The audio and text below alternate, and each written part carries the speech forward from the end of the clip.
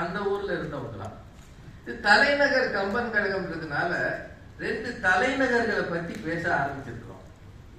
இது ஒரு தலைநகரம், இது ஒரு தலைநகரம். தெரியுமில்லங்க, அயோத்தி கோசல நாட்டு தலைநகரம். இலங்கைக்கு இலங்கை தான், அது குட்டி நாடு, பேரு அதுதான், தலைநகரமும் அதுதான். இந்த ஊரை பத்தி, அயோத்தியை பத்தி கம்பன் பாடுகிற பாட்டு.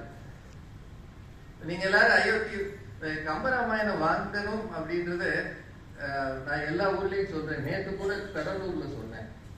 சம்பந்தமே இல்லாத ஒரு மேடை, அது கல்யாண மாலை பட்டிமன்றம். அங்க நீங்க எல்லாம் வீடுகள்ல கம்பராமாயணம் வாங்கி வைங்க அப்படின்னு சொன்னேன். ஏன்னா அது என் மனசுல இருக்கிற ஒரு விஷயம். 50 வயசு வரைக்கும் கம்பன் படிக்காம போயிட்டோமேன்னு நான் ரொம்ப வருத்தப்பட்டது உண்டு. வாழ்க்கையில கடவுள் 50க்கு பிறகுதான் என்னை வாசிக்க வச்சிருக்கிறார். வாசிக்கும் போது அதில் கிடைக்கிற திருப்தியும் மன மகிழ்ச்சியும் வேறு எதிலும் கிடைப்பதில்லை என்பது சத்தியம். வாசிக்கும் போது, உணரும் போது, யோசிக்கும் போது, அதை பற்றி மற்றவர்களிடம் பகிர்ந்து கொள்ளும் போது அத்தனையிலே ஒரு சந்தோஷம் இருக்கும். சிந்து பைரவின்னு ஒரு சினிமா வந்தது. அதுல ஜேகேபியா ஒருத்தர் வருவார்.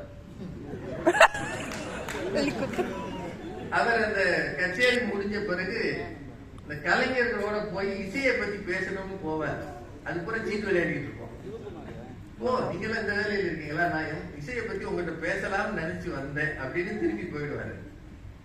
அது ஒரு நல்ல இசை வல்லுநரால் தான் தன் மனதை எல்லாம் இசைக்கு அர்ப்பணித்து அதை பற்றியே யோசித்து அதை பற்றியே பேச முடியும்.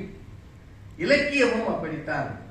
நீங்க இலக்கியத்துல தோய்வடைந்தீங்கன்னா அதை பத்தி பேசவும் தோணும், அதை வாசிக்கவும் தோணும். அதனாலதான் உங்க எல்லாருக்கும் வேண்டிக்கிற இந்த கம்பன் கழகம் நினைத்தால் கம்பன் உரையோடு கூடிய பதிப்புகளை வாங்கி தில்லியில விரும்புகிறவர்களுக்கு கொடுக்கலாம்.